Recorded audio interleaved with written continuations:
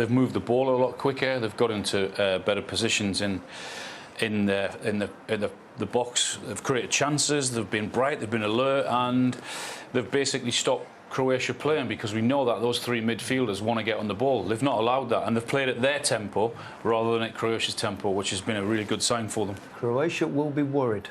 Yeah, they will, and I said about the experience of this Croatian team will be a positive for them, but they look a bit leggy, as Jermaine said in commentary. They look like they're a team that are ageing. Tournament too far, possibly? Yeah, maybe, and definitely in the transitions, when we mentioned before, Japan have been very, very good at that in previous games. They're looking as dangerous as ever. Yeah. Played some really good football at times, Japan. They have, yeah. We spoke before about them not having much possession, but they've actually looked really comfortable out there in possession today. Even from the back, they're going through the lines well. It's just the front three are just so sharp. I was saying to you before, it wouldn't be nice to defend against them, because they suck you in and they go behind. So everything's so fast. They're just so sharp and they're in control, and they're getting up and pressing Croatia as well. They were as low as 18% in one of the games they played in the group stage, up to 40% today, and you could see that, couldn't you? We got a goal in the end, just in good time to score as well, and they actually had an early warning, didn't they, Croatia? Yeah, they did with Taniguchi.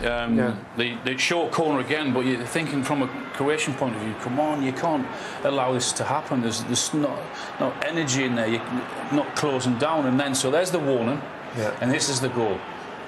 They still don't get out to the short ball, and it's a wonderful crossing. Yeah. They work it really well.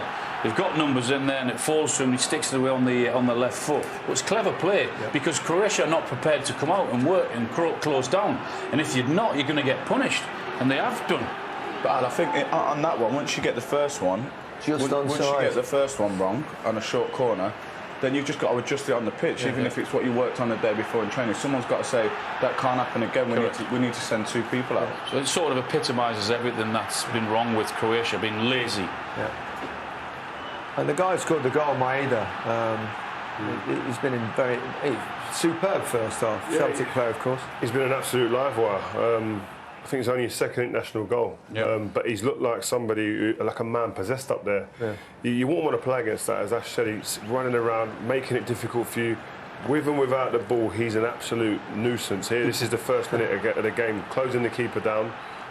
You know you're in for it now, and that's a catalyst for the others to come behind, press behind me, and his movement there to get across the front of Lovren was fantastic. There, takes him away from the ball and then comes back across him there. Lovren, no chance. Top draw movement, just didn't have the final piece of the jigsaw there. Again, and what I like about him, he's always on the move there. All of a sudden, the ball, look again, just drifts behind the centre half.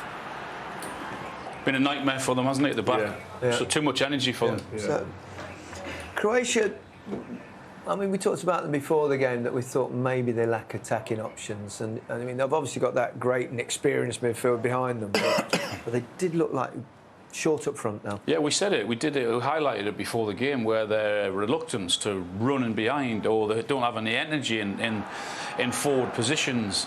They just look slow and lazy and one-paced. And when they have knocked it in behind, then they've caused one or two problems.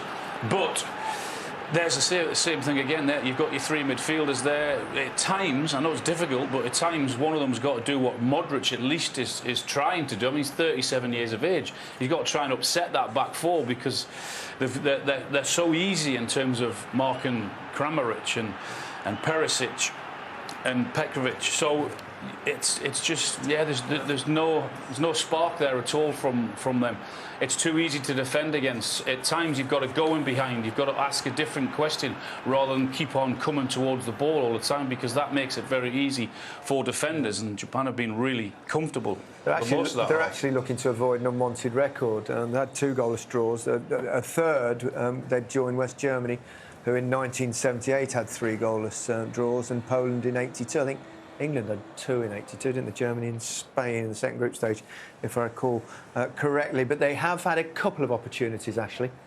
Yeah, when they did get there, it was disappointing. It was exactly what Al said before. It was, they just didn't...